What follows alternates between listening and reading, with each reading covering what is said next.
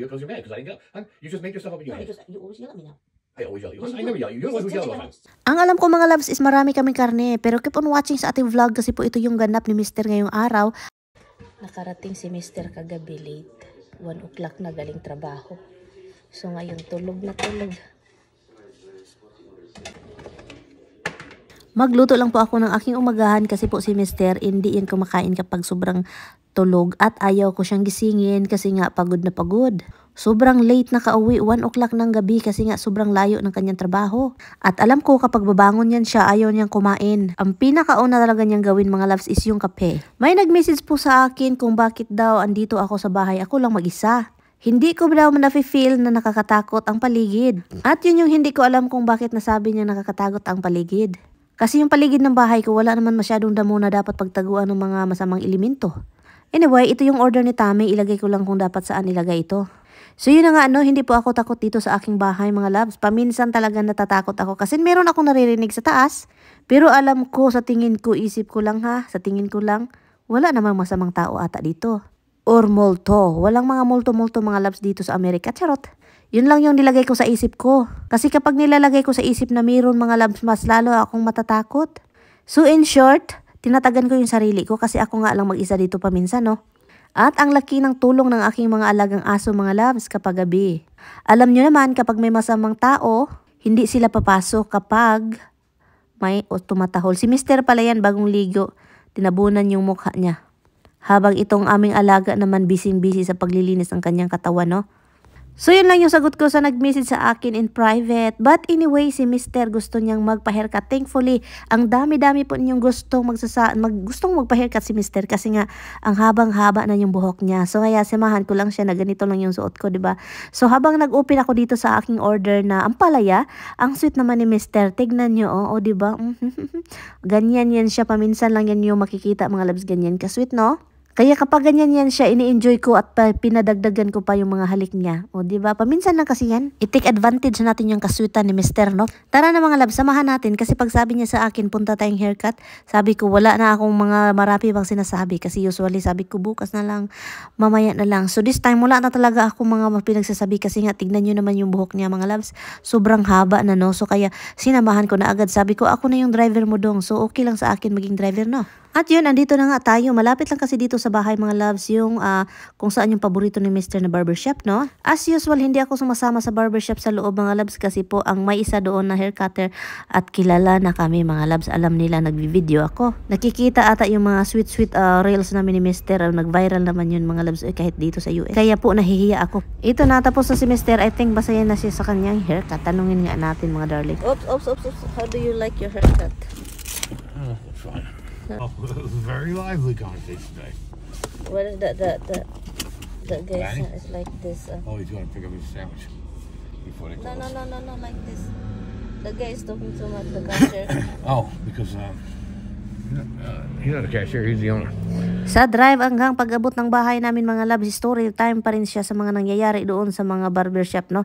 Kasi nga marami silang mga kaganap-ganap doon na yung topic daw nila doon, politics. So kaya yung conversation sobrang init today. Kaya nakikita akong mga kamay lumilipad-lipad na action-action. So ito na nga mga loves, buntik na itong masira itong karne ni Mr.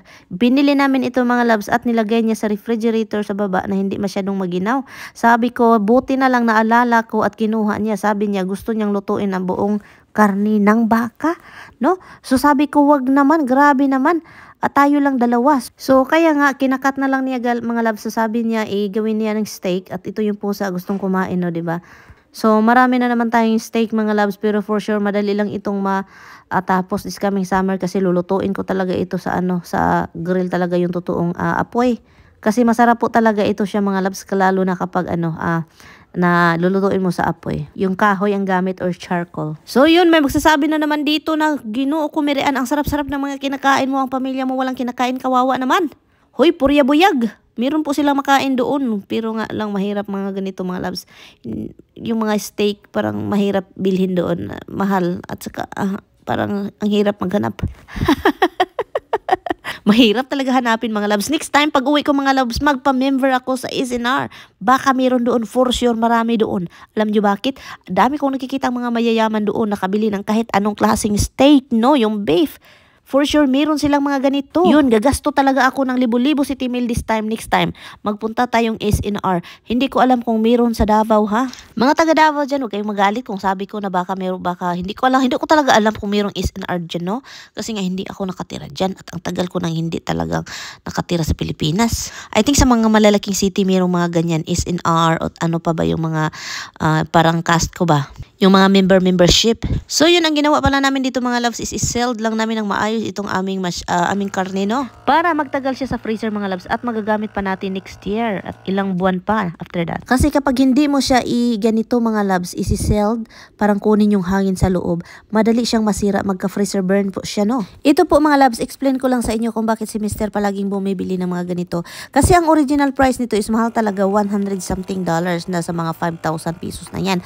Pero ang nangyari po, di ba nakikita nyo, hindi siya makalakihan sa mga 5,000. Pero po mga loves, dahil nag-sale po sila, yun yung nangyari at pumili si Mr. At ang binayaran po ni Mr. nito is mga nasa 40, 50 something dollars na lang. So, yun ang laki pong kaltas talaga mga loves. O diba, na-excite siya, nakakita siya ng burger, parang hindi talaga niya alam kung anong meron sa loob dyan mga loves. So kaya kailangan talaga niyang magkalkal dyan para naman makita niya kung anong merong laman, anong mga nilalagay dyan. Look nga, like ngayon no, nakita niya yung burger. O diba parang nakalimutan niya na meron siya nilagay na burger dyan mga loves. Yun yung nakakaloka sa asawa ko. So kailangan talaga niyang magkalkal dyan mga loves every time magluto or every time na alalabas kami para naman malaman niya kung anong laman. Kasi paminsan magdubli-dubli like yung mga manok, no, sayang talaga mga loves. At ako naman lang mga loves, iba din ako magluto. Lalo na pag winter, mahirap ako magluto kasi usually ang mga gusto namin ni Mr. is grill, no? Sa labas talaga dapat magluto. So yun, pag winter, hindi ako masyadong nagluluto. Nasa bahay lang. Yung mostly mga ginagawa namin is yung madalian lang, no? Makapagluto lang ako ng mga grill mga loves kapag maganda na yung panahon at summer. Yun, magagamit ko yung mga manok and hopefully, no, fingers crossed na hindi talaga siya masisira, no, sa pagdating ng panahon. At yun, kailangan ko lang linisin itong aming breakfast table. Itong breakfast table pala is galing ito sa New Rochelle, no? So ngayon, nilinisin ko kasi ang dami po ditong nakakalat na papel ni Mr. at saka yung printer. So finally, kinuha ko na kasi ang alam ko talaga itong si Mr. hindi yan malilinis kapag hindi ko lilinisin. Kung maghintay ako sa kanya, walang mangyayari. So, hindi, merian na lang talaga yung maglinis, no? Para naman meron tayong kainan pag umaga kasi ang hirap mga loves. Ang daming mga ganap-ganap dyan. Ang daming ichichiburitsi ni Mr. talaga. So, yun, shout out po pala sa inyo mga aking supporters dyan na sobrang tagal na dito. So, yun, keep on watching sa ating mga vlogs mga loves, lalo na ngayon pa-summer na po. Kasi po, magbibigay na tayo ng ating, magbibigay tayo ng konting pera. Pera mga loves, cash. Yun na, konti. Ibahin-bahin nun. Hati-hatiin kung anong mangyayari sa ating mga mabinta na mga sitaw. Bago naganap ang tampuhan mga loves, ito yun. Meron tayong nakitang deer sa labas, no? 3 po ito sila. So kaya yun, ang ganda nila tignan. Yun na nga, no, pumunta ako sa taas mga loves kasi nagtampo si Inday Mary Ann. Kasi po, pagbangon ko, naka-cellphone ako, and then siya, busy siya sa pagpakain ng mga alaga. So, meron siyang sinabi sa akin na something na, wag mong papasukin muna sila, ganun. So, You're wrong. I don't even say anything almost. And you yell at me. Because you keep stopping me and saying you're not listening to what I'm saying, you just want to talk. I'm trying to tell you, just don't let the dogs in until I get the food on the ground because otherwise Missy's will run right into the bedroom. But you just... What did I almost don't say anything. And you did. You kept stopping me and changing. You're like not letting me say what I'm saying. What did I say? You're saying something different. No, I said, what? I don't even say more than anything. I don't even say anything. You did, hon. Come on. Seriously, take responsibility for what you are. Really? Next time, Do it. don't feed him. Don't feed him. It has nothing to do with feeding him, hon. It's because she has a habit. I let her back in and she runs. yun, dahil busy ako sa cellphone, and then meron akong mga tinatrabaho sa cellphone, alam nyo ng trabaho natin, and then sabi ko, then parang hindi ako nakipag-usap sa kanya mga loves, and then nagalit, 3 beses mga loves, nagalit siya kasi 3 beses daw niya binalik na papasukin. You just won't Because I listen. don't even see almost anything. Yes, hon. I didn't. I'm You doing stop what I do. listening to what I'm saying because you don't listen. You yell at me because you're aggravated. I don't know why I you're didn't yell at aggravated. you because three I don't times know if you you're stopped me. aggravated. Because 3 times you didn't listen to me. 3 times you stopped me. Seriously, hon? Because you won't listen to what I'm saying. I'm just trying to say one little simple sentence to you and you don't listen to it. You yell at me lately. It's not No, true. You yell at me lately. Everything else is because you keep talking over what I'm saying. So yes, I have to get louder for you to You listen. don't love me anymore. You're so full of crap. No, you don't. Yeah. Same reason why. Oh, well, because you're mad because I didn't get up. You just make yourself up in your No, head. because you always yell at me now.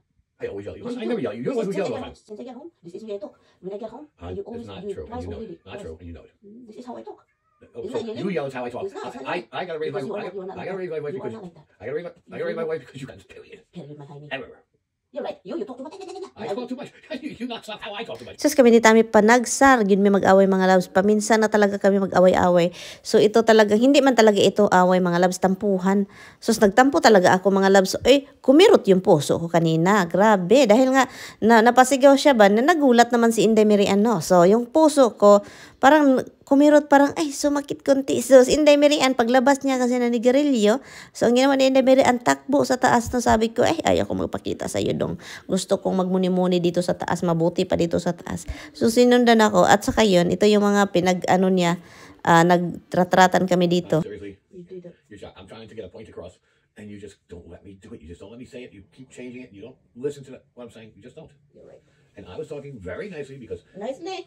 That wasn't nicely. after the third time, yes, and I got a little louder. That's how that worked.